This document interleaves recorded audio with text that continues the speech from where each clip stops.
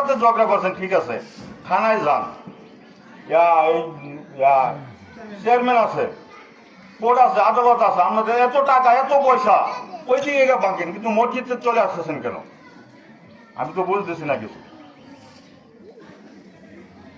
বুঝতে হবে এই মাদ্রাসা আমরা, আপনারা যদি মতামত থাকেন না, এই ঈদগাহ ময়দান আগামী কোরবানিতে যাতে আমরা 1 ফুট বাউন্ডারি দেওয়া এবং 2টা সারি দেওয়া নামাজ পড়তে পারি, আপনাদের কাছে আমি আশা করব।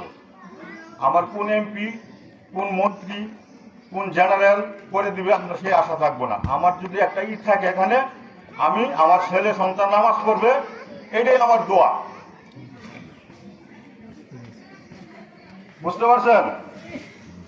আপনাদের কাছে অনুরোধ, আপনাদের ছোট ভাই হিসাবে, আপনার চাচা হিসাবে, আপনার ভাতিজা হিসাবে আপনাদের কাছে আমি হাত জোর করছি, আপনারা কিছু দান করেন। আগামী কুরবানিতে যাতে আমরা 1 ফিট বাউন্ডারি দিয়া নামাজ পড়তে পারি, আমাদের সুনাম থাক। এবং মুরব্বীদের কাছে আমার অনুরোধ, নামাজের পরে আমাদের মসজিদের ব্যাপারে একটু কথা বলবো।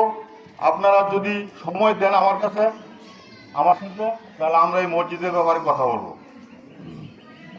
যারে আনতে হবে তারে পাও ধরে নিয়ে আসবো, অনুরোধ করে নিয়ে আসবো। মসজিদটা কালকে বৃষ্টি পড়ার পরে বারান্দায় অজর বৃষ্টি, আপনি এই ঘরটা কার? আল্লাহ দিছে, হেফাজত করার দায়িত্ব আমাদের, সম্মান করার দায়িত্ব আমাদের। আমরা এই মসজিদ সংস্কার করব। আমি একটা ইট রেখে যাবো, আমার ছেলে সন্তান নামাজ পড়বে।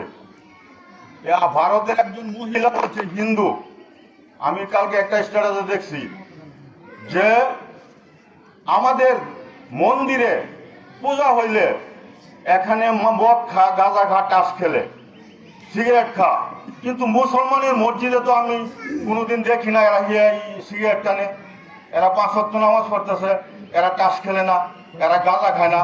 তাহলে আমাদের ধর্মের সাথে ওদের ধর্ম ভালো, হিন্দু মহিলাটা মঞ্চে বলে দিছে, তাহলে আপনারা কেন মুসলমান? লজ্জা, আমাদের অনেক লজ্জা, আমাদের শরম বলতে কিছুই নেই। এত মানুষ মুসল্লি, আমরা এত সুন্দর সুন্দর ঘর বাড়ি ছেলে সন্তানের জন্য রেখে যাচ্ছি, আমরা একটা মসজিদের জন্য একটা ইট রেখে যাই।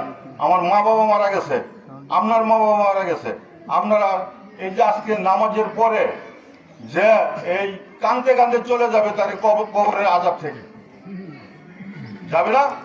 আপনি মার জন্য একটা ইট দেন, মসজিদের জন্য একটা ইট দেন, আর না বাবার জন্য একটা ইট দেন।